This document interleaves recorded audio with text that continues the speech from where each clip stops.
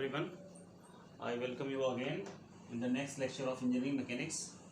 In the last class we were discussing about support reaction. I have told you that the support reaction problems are basically equilibrium of coplanar non-concurrent flow system problem. Okay. In today's class we are going to see a very special problem in which we are going to apply the both concepts, that is the concept of equilibrium of coplanar concurrent force system and equilibrium of coplanar non-concurrent force system. Okay, so let's start. This is the problem. देखो बेटा यहाँ पे क्या है, एक sphere रखा हुआ है यहाँ पे. ओके, और ये एक रॉड है, ये ABC जो है, this is a rod and this is a sphere with centre O. Okay, इस रॉड को हमने पॉइंट A पे हिंज कर रखा है. ठीक, अब होगा क्या, फिर उसके बाद क्या कर रखा है, इस स्फीयर को हमने सेंटर पे एक स्ट्रिंग से टाई कर रखा है और इस स्ट्रिंग को हमने जोड़ रखा है यहाँ पे एक पिन से या फिर हिंज से ही हमने इसको बांध रखा है. ओके, कहने का मतलब ये है कि अगर ये स्ट्रिंग नहीं होता तो क्या होता, this cylinder will move in this direction. Okay, due to weight of this rod.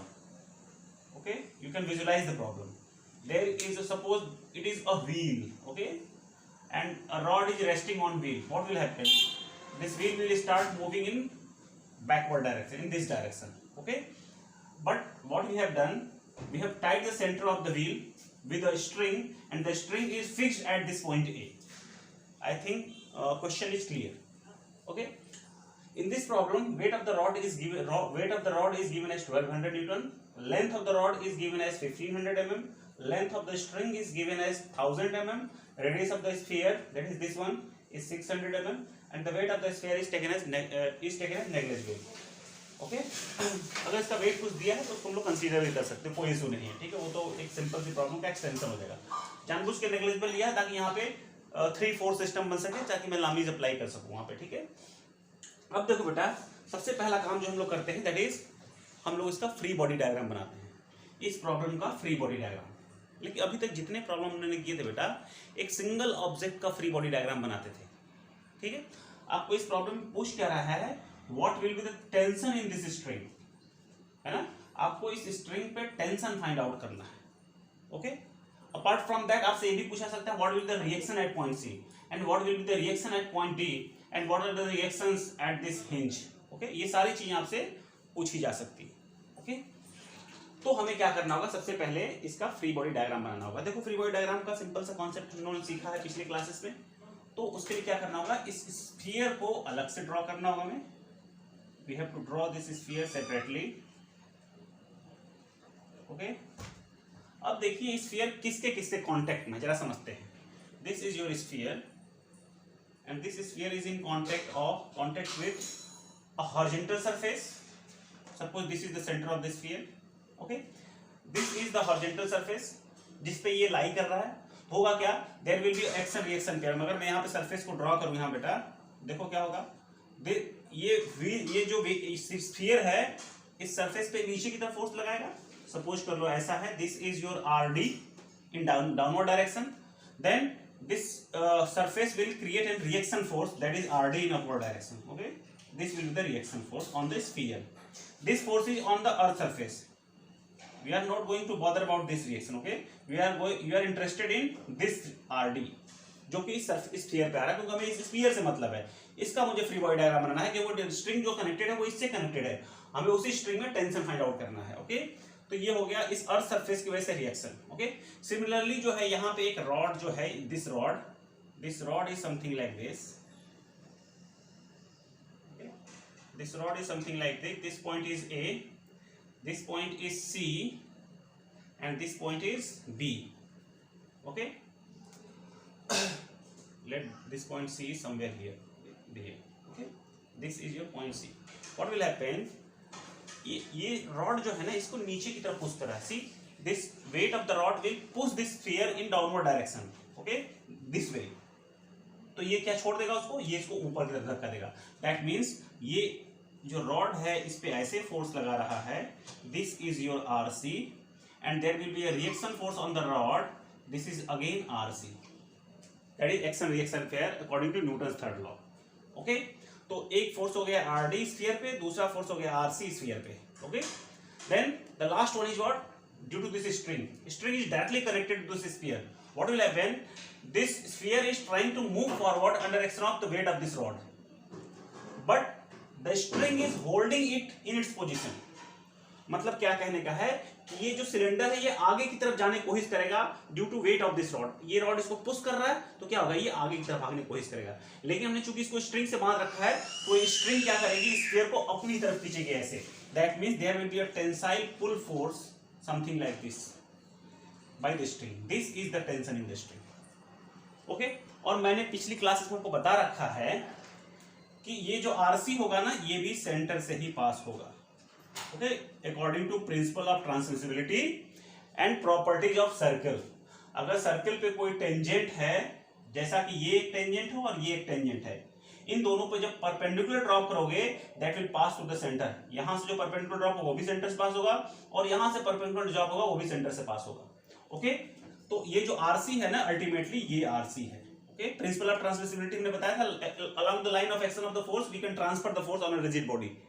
Okay, तो ये इसका लाइन ऑफ एक्शन है, इसके अकॉर्डिंग मैंने कहा क्या दिया, सेंटर पे इसको ट्रांसफर कर. This is your RC. Okay, then similarly RD, again RD will pass to the centre and vertically something like this. This is your RD. So this is the free body diagram of this sphere. Okay, बाकी सब मैं इसको replace कर चुका हूं तो मैं इसको हटा देता हूं. This RC is okay, this RD is done. Okay, this is the free body diagram of this sphere. Okay, अब आते हैं जरा इस रॉड पे. हम इस रॉड पे एक फोर्स लग रहा है RC जो कि रिएक्शन फोर्स था. यहाँ पे RC का इधर तो यहाँ पे RC ऊपर की तरफ. Okay, apart from this RC there will be a weight of this rod and the weight will act at the centre of the rod. Okay, इस रॉड का जो लेंथ दिया हुआ बेटा that length is 1500 mm. This length is 1500 mm. Okay, if the length is 1500 mm then weight will be acting at somewhere 750 mm. Okay, the weight will be acting somewhere here at a distance of 750 mm. This distance is 750 mm. Okay, I think it is clear. And at point A there is a hinge. We all know, अभी last class में हमने देखा था कि hinge को जब हम हटाते हैं तो वहां पे दो रिएक्शंस आते हैं, एक वर्टिकल रिएक्शन आता है और एक हॉरिजॉन्टल रिएक्शन आता है. हमने क्या कर दिया, यहाँ पे एक वर्टिकल रिएक्शन लगा दिया और एक हॉरिजॉन्टल रिएक्शन लगा दिया. This is your RVA and this is RHA. Okay, तो दो रिएक्शन हमने पॉइंट A पे भी लगा दिए. This is your point A, this is your point C and this is your point B. तो आप क्लियरली देख पा रहे हो बेटा कि इस रॉड पे कितने फोर्सेस आ रहे हैं. एक RC है, एक वेट है, एक RVA है और एक RHA है. ओके, और ये वेट कितना दिया हुआ है, weight is something 1200 newton. This weight is 1200 newton. ठीक है, तो पहले हम जरा इस रॉड को ध्यान देखते हैं. अभी इसको हम सॉल्व नहीं कर सकते. इसलिए नहीं सॉल्व कर सकते बेटा क्योंकि यहाँ पे देखो ये कंकरेंट फोर्स सिस्टम तो है, यहाँ पे लामीज अप्लाई करना चाहिए आपको. 3 फोर्स सिस्टम है, 3 forces are passing through a point, then we can apply Lami's theorem over here. Okay, but we have insufficient information. Insufficient information means जब भी हमने लामीज अप्लाई किया पिछले प्रॉब्लम में हमने क्या किया बेटा, हमारे पास कितनी इंफॉर्मेशन थी, ये सारी एंगल्स हमें पता थे. यानी ये एंगल पता था आपको, ये एंगल पता है आपको, और एटलीस्ट ये दोनों एंगल आपको पता होने चाहिए. टी का डायरेक्शन पता होना चाहिए और RC का डायरेक्शन पता होना चाहिए क्योंकि यही दोनों क्या है, इंक्लाइन फोर्सेस हैं. तो इन इंक्लाइन फोर्सेस का डायरेक्शन पता होना चाहिए. Apart from this you must have information about any one of these 3 forces. तभी आप लामीज अप्लाई कर सकते हो. मतलब कहने का है कि लामीज आप तभी आप अप्लाई करोगे जब नंबर ऑफ अननोन्स 2 हो केवल. ओके, 2 से ज्यादा अननोन्स है तो आप लामीज अप्लाई नहीं कर सकते. तो देखो यहाँ पे RD भी नहीं पता है आपको, टेंशन भी नहीं पता है आपको, RC भी नहीं पता है, ये एंगल भी नहीं पता है, ये एंगल भी नहीं पता है. दैट मीन्स यहाँ पे लामीज अभी अप्लाई नहीं हो सकता. तो लामीज अप्लाई करने के लिए आपको सारे फोर्सेस के बीच में आपस में जो एंगल है वो तो एटलीस्ट पता होना ही चाहिए, और उसके बाद उन तीनों फोर्सेस में से कोई एक फोर्स पता होना चाहिए, तभी आप लामीज अप्लाई कर पाओगे, नहीं तो लामीज नहीं अप्लाई कर सकते आप. ठीक है, तो इसका मतलब कि इस फ्री बॉडी डायग्राम को, इस FBD को अभी हम लोग सॉल्व नहीं कर सकते. तो आते हैं जरा इस FBD को देखते हैं. इस FBD को सॉल्व करने के लिए हमें कौन सा कॉन्सेप्ट यूज करना होगा जो हमने लास्ट क्लास में पढ़ा है. लास्ट क्लास में हमने क्या कॉन्सेप्ट पूछा है, पढ़ा था, equilibrium of coplanar non concurrent force system. आप देखो बेटा जरा किया है, ये रॉड जो है उस बीम की तरह है, जो बीम लास्ट क्लास में डिस्कस करी, एक बीम है जिसपे नंबर ऑफ फोर्सेस एक्ट कर रहे हैं, और वो डिस्टेंस सारी डिस्टेंसेस आपको दी हुई है, कुछ नहीं दी हुई है तो आपको फाइंड आउट करनी पड़ेगी। इसका एंगल नहीं दिया हुआ, वो एंगल आपको फाइंड आउट करना पड़ेगा। देखते हैं जरा इसको क्लियरली समझने की कोशिश करते हैं। आई होप इतनी बात क्लियर है आपको, ठीक है। अगर इतनी बात क्लियर है तो हम जरा आते हैं इसको सॉल्व करने की कोशिश करते हैं। मैं एक क्वेश्चन फिगर को इरेज कर रहा हूँ, ठीक। क्वेश्चन फिगर अभी नहीं इरेज कर रहा हूँ, पहले यहाँ मैं देख लेता हूँ जरा। रेडियस जो था 600 था, the radius of the sphere was 600 mm, okay. तो देखो बेटा जरा क्या है, एक जरा ये देखिए, अगर मैं यहां से एक परपेंडिकुलर ड्रॉप करूं ऐसे, ओके, तो देखो जरा बेटा ये एंगल जो है ना, दिस एंगल इज थीटा, ये थीटा एंगल फाइंड आउट कर पाओगे, ठीक है। और ये थीटा कैसे निकलेगा, आपको पता है ये रेडियस कितना है, 600 है, ओके। और ये डिस्टेंस आपको आरसी जो है ये नहीं पता है, this distance is not known, okay, but this distance length of the string is known. Length of the string was what, 1000, length of the string was 1000 mm, okay. तो देखो बेटा हम लोग क्या कर सकते हैं, यहां पे अगर हम अप्लाई करें साइन थीटा, तो sine theta will be equals to perpendicular upon hypotenuse, that is 600 divided by 1000, okay. You solve this, you will get theta equals to 36.86। ये सब क्यों फाइंड आउट करना अभी क्लियर होगा, जब इसको हम लोग सॉल्व करेंगे इस रॉड को तभी समझ में आ जाएगा आपको क्यों हम ये सब निकाल रहे हैं। अच्छा देखो बेटा जरा, एक सर्कल की प्रॉपर्टी होती है, आपको पता है, अगर कोई एक सर्कल है यहाँ पे और आपने यहाँ पे एक टेंजेंट ड्रॉ कर रखा है और यहाँ पे एक टेंजेंट ड्रॉ कर रखा है, ओके, और इसको सेंटर को ऐसे आपने इससे मिला रखा है, तो ये दोनों एंगल जो होते हैं वो सेम होते हैं, है ना, ये टेंजेंट और ये टेंजेंट, ठीक है, और ये बीच में सेंटर से मिलाते हुए जहां पे दोनों टेंजेंट मिल रहे हैं उसको मैं जोड़ रखा है, तो ये एंगल और ये एंगल बराबर होगा। इसको दूसरे तरीके भी समझ सकते हो आप बेटा, देखिए ये ट्राइंगल और ये triangle, this one, this triangle and this triangle are similar triangles. अगर ये सिमिलर ट्राइंगल्स हैं, कैसे, side angle side similarity, this side are equals, this side is common, okay, and this angle is 90 degree, this angle is 90 degree, so this is side angle side similarity, therefore this angle will be equals to this angle। कहने का मतलब ये जो theta हमने find out किया है, this theta will be equal to this angle, यानी मैं कह सकता हूं ये जो रॉड है ये कितना एंगल बना रहा है इसके साथ, ये रॉड हॉरिजॉन्टल साथ कितना एंगल बनाएगा, this rod will make an angle of 73.73, approximately 73.73, this angle will be 73.73, इसका डबल, थीटा का डबल कर दो आप, ये 36.8653 समथिंग आएगा ऐसे कर, इसको डबल करोगे you will get something 73.73, okay. I think यहाँ तक क्लियर है आपको, ये एंगल फाइंड आउट हो गया, हॉरिजॉन्टल का एंगल पता चल गया आपको, ठीक है। अभी आपको क्या करना बेटा, अगर ये साइड पता है आपको और ये साइड पता है, तो क्या आप ये साइड पता कर सकते हो पाइथागोरस थ्योरम से। तो अप्लाइंग पाइथागोरस थ्योरम हम क्या कर सकते हैं, आपको पता है बेटा, OA square equals to OC square plus AC square, hypotenuse का square equals to perpendicular square plus base का स्क्वायर।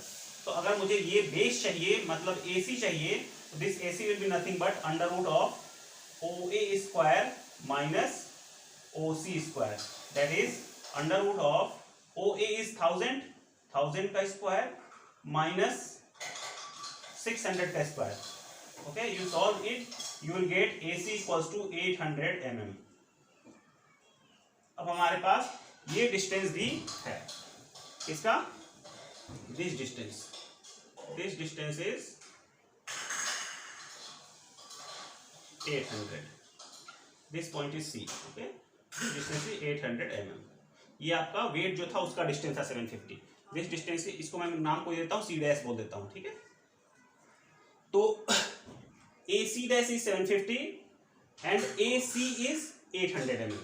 अब हमारे पास इस रॉड को सॉल्व करने के लिए सफिशिएंट इंफॉर्मेशन है, जरा उसको हम लोग अब इसको सॉल्व करने की कोशिश करते हैं, ठीक है। फिलहाल मैं इसको अब इरेज कर दे रहा हूँ, हमारे पास सारी इंफॉर्मेशन जो चाहिए तो मिल गई। यहाँ से मुझे एक तो एंगल चाहिए था और मुझे ये 800 mm AC लेंथ चाहिए थी, ठीक है। अपार्ट फ्रॉम दिस एक चीज और हम फाइंड आउट कर लेते हैं इसी टाइम पे, ये आपका RC है बेटा, दिस इज योर RC, ठीक है। तो अगर इस आरसी को मैं आगे बढ़ा सकूं तो ये आरसी समथिंग ऐसे दिखेगा, this will be your RC, okay, this point is C. अब देखो बेटा, मैंने लास्ट क्लास में आपको बताया है कि अगर कोई इंक्लाइंड सरफेस है, अगर इंक्लाइंड सरफेस हॉरिजॉन्टल के साथ थीटा बना रहा है तो उसका रिएक्शन जो होता है वो वर्टिकल के साथ थीटा एंगल बनाता है। तो देखिए आपका यहाँ पे ये जो इंक्लाइंड सरफेस है कितना एंगल बना रहा है, समथिंग 73.73 बना रहा है, किसके साथ, हॉरिजॉन्टल के साथ। तो इसका जो रिएक्शन होगा that will make the same angle with the vertical. कहने का मतलब क्या है कि अगर मैं यहाँ पे वर्टिकल ड्रॉ करूं, अगर यहाँ पे मैं वर्टिकल ड्रॉ करूं तो दिस एंगल विल बी 73.73। यहां देख लो आप, अगर ये एंगल 73 है तो ये एंगल क्या होगा, 90 माइनस 73 हो जाएगा, and this angle will be what, this angle will B 73.73। ये क्या है, वर्टिकली अपोजिट एंगल्स हैं। तो आपको ये उम्मीद है ये समझ में आ गया होगा, ठीक है।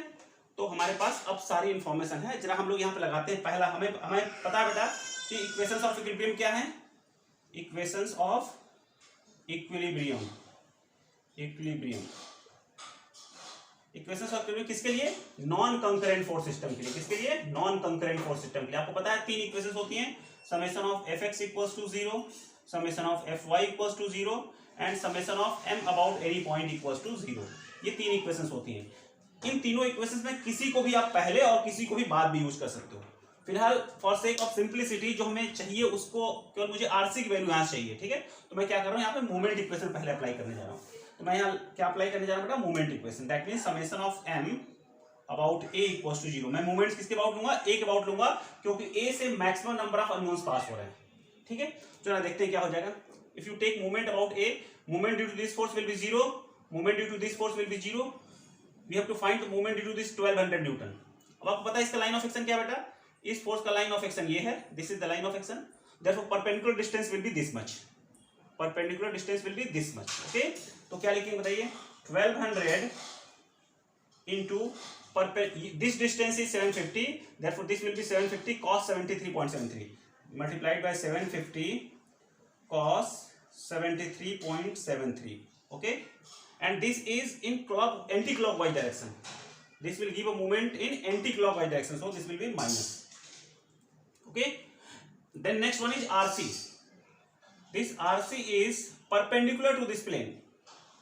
RC is perpendicular to this rod, therefore you have given with perpendicular distance, okay. This distance is this is the line of action of RC, this is line of action of RC, और line of action से perpendicular distance कितना दिया हुआ है, 800 mm दिया हुआ है। तो हम क्या लिखते हैं, plus of RC into 800 equals to 0, therefore RC will be equals to 750 cos 73.73 into 1200, this one, and divided by 800, okay. You solve this, you will get RC equals to 315.15, 315.15 Newton, okay. तो हमारे पास क्या बेटा, RC की value पता चल गई, ठीक है। तो हमें यहां से RC पता करना था, वो पता कर लिया। अगर आपको RHA और RVA पता करना है तो आपको क्या करना पड़ेगा, summation fx equals to 0 and summation fy equals to 0, same formula आप अप्लाई करोगे, you will get the values of RHA and RVA, okay. तो अभी मैं उसके लिए हमें इंटरेस्टेड नहीं है, हमें केवल RC चाहिए था, और ये RC इसलिए चाहिए था क्योंकि RC यहाँ पे यूज हो रहा है। तो जैसे आपने RC फाइंड आउट किया, उसकी वैल्यू यहाँ पुट कर दीजिए 315.15, ओके। अब देखिए बेटा जरा, अब इस स्फीयर को हम लोग सॉल्व कर सकते हैं। ये देखिए, ये एंगल जितना होगा, जितना ये एंगल होगा उतना ही एंगल ये होगा, अल्टरनेट एंगल देखिए, this is the alternate angle, so this angle will be equal to this angle, और ये एंगल आपका कितना आया था, 36.86। तो हम क्या कर सकते हैं, देखिए ये स्ट्रिंग है, इसके साथ कितना एंगल बनाएगी, 36.86, ओके, क्लियर है। यानी कि आपके टी का जो है एंगल पता चल गया, और एक RC भी पता चल गया, RD अननोन है, और ये एंगल अगर पता चल जाए हमें, देखिए ध्यान से, यहां पे RC का एंगल क्या है, this RC is making angle of 73.73 with the vertical. यहां पे जब यहां पे ये वर्टिकल बना रही है, RC वर्टिकल के साथ 73.73 एंगल बना रही है, यहां भी वर्टिकल के साथ 73.73 बनाएगी, क्योंकि आरसी है सेम फोर्स है, जो फोर्स ये है वही फोर्स ये है, बस अपोजिट डायरेक्शन में है।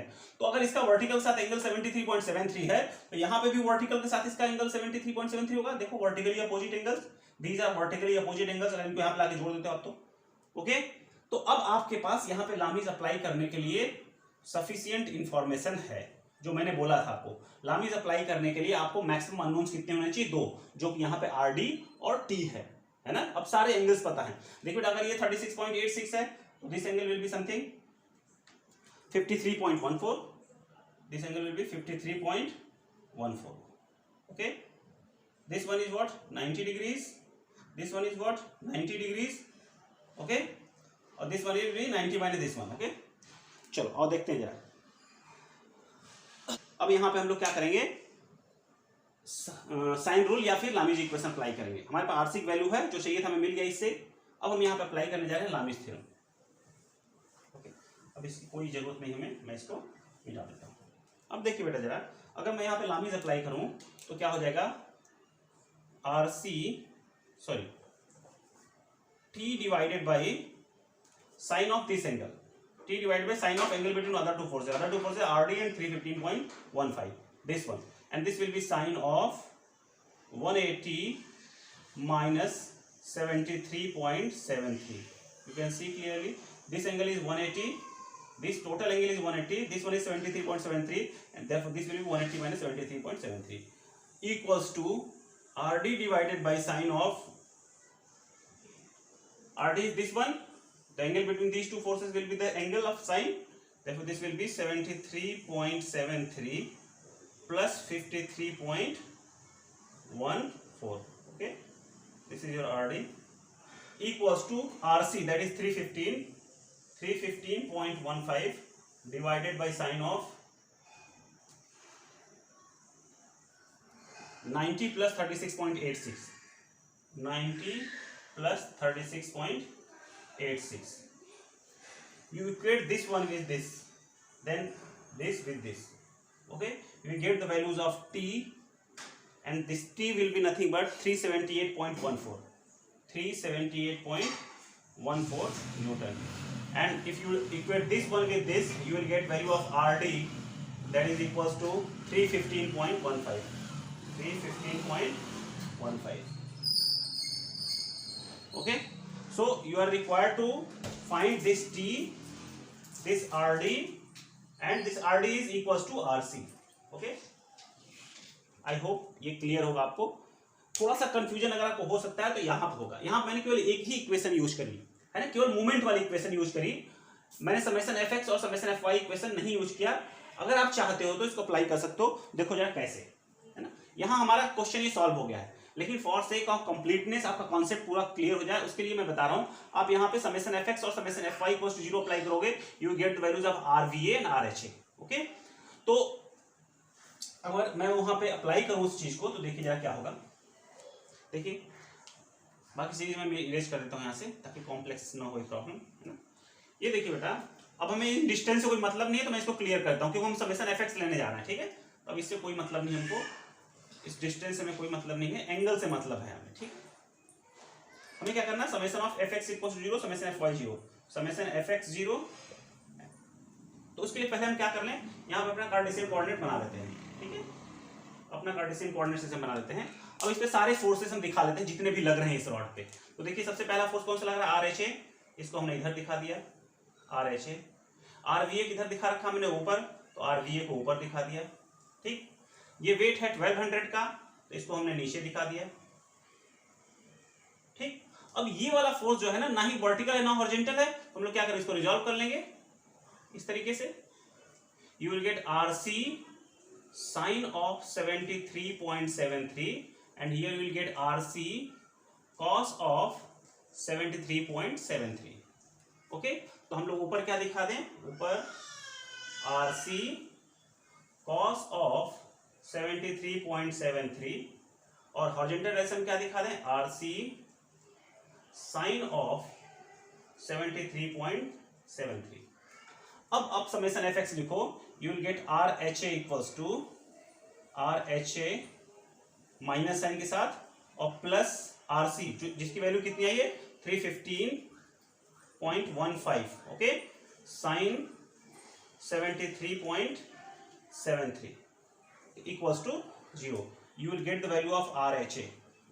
RHA will be nothing but 315.15 sin 73.73 Newton's. You solve this and you will get exact answer. Okay? तो यहाँ से आपको क्या मिल गया? RHA मिल गया. देन हम लोग क्या अप्लाई करेंगे? Summation of FY. Summation of FY apply करेंगे, क्या होगा? देखिए समेशन FY मतलब RVA पॉजिटिव डायरेक्शन में ऊपर की तरफ plus RC cos 73, that means 315.15 cos 73.73 minus of 1200 equals to 0. You solve this, you will get RVA equals to 315.15 cos 73.73 minus उधर जाएगा, माइनस जाएगा, ये this will minus and plus 1200. You solve this value, you will get exact value of RVA. उम्मीद है आपको ये समझ में आया होगा. मैं इसको एक बार समराइज कर देता हूँ मैंने किया क्या है इस पूरे प्रॉब्लम में, तो आपको चीजें और क्लियर हो जाएंगी. देखिए बेटा, हमने क्या किया, हमारे पास ये स्फीयर था, एक रॉड था जो कि यहाँ पे हिंज था और इसको हमने स्ट्रिंग से बांध रखा है. अब हमें फाइंड आउट क्या करना था, इस स्ट्रिंग में टेंशन फाइंड आउट करना था. तो यहाँ पे देखिए दो ऑब्जेक्ट हैं, एक स्फीयर है और एक रॉड है. ठीक है, तो जो स्फीयर है उसका फ्री बॉडी डायग्राम ये है, रॉड का फ्री बॉडी डायग्राम ये है. हमें टेंशन टी चाहिए, मतलब हमें इंटरेस्ट तो केवल इसमें है, we are interested in this figure only, क्योंकि टी इस फिगर में कहीं पे भी नहीं है. लेकिन जब हम इस पे लामीज थ्योरम अप्लाई करने के लिए जाएंगे तो you can not apply that theorem, because for application of Lami's theorem there are certain constraints. Constraint क्या है कि जिस पॉइंट पे थ्री फोर्सेस पास हो रहे हैं, जो थ्री फोर्सेस पास हो रहे हैं उनके बारे में सारी इंफॉर्मेशन हो, केवल दो अननोन्स होने चाहिए. क्लियर है? दो अननोन मतलब आपको सारे एंगल्स से फाइंड आउट पता होने चाहिए और एक को एक फोर्स नोन होना चाहिए. ठीक है, लेकिन आप देखो जब इसको आप सॉल्व कर रहे थे तो आपको ये एंगल भी नहीं पता था सारा, तो ये एंगल कहां से पता चलेगा, यहां से पता चलेगा. ठीक है, तो उस एंगल का इस फ्री बॉडी डायग्राम कोई लेना देना नहीं है. एंगल तो हम फाइंड आउट कर ही सकते हैं यहां से. ठीक है, हमको पता है कि this is the right angle triangle. यहां पे एक बार मैंने पाइथागोरस थ्योरम अप्लाई किया, एक बार sin थीटा अप्लाई किया. ठीक है, और आपको पता है एक सर्कल की प्रॉपर्टी होती है, यहां पे आप टेंजेंट ड्रॉ करोगे तो ये दोनों एंगल बराबर होते हैं, तो हमें उससे ये एंगल मिल जाएगा, थीटा मिल गया. ठीक, क्लियर है? और आपको ये भी प्रॉपर्टी पता है कि अगर कोई इंक्लाइंड प्लेन हॉरिजॉन्टल के साथ कुछ एंगल बना रहा है तो इसका जो रिएक्शन होगा that is RC will make the same angle but with the vertical. तो ये इंक्लाइंड प्लेन हॉरिजॉन्टल के साथ एंगल बना रहा है, तो ये किसके साथ बनाएगा, वर्टिकल के साथ सेम एंगल फॉर्म करेगा. ठीक है, प्रीवियस प्रॉब्लम हम लोगों ने ऐसा क्वेश्चन सॉल्व किया था ना. ऐसे कोई वर्टिकल वॉल है, यहाँ पे स्फीयर रखा हुआ है, ओके, ऐसा सिलेंडर रखा हुआ है, तो ये इंक्लाइंड वॉल अगर थीटा एंगल बनाती है यहाँ से, तो इसका जो परपेंडिकुलर होगा ये वर्टिकल के साथ थीटा बनाएगा. देखिए क्लियर है ना, इसको समझ सकते हैं आप. यहाँ पे देखिए ये एंगल थीटा तो ये एंगल थीटा, अगर ये एंगल थीटा तो ये 90 माइनस थीटा, अगर ये 90 माइनस थीटा तो ये कितना थीटा.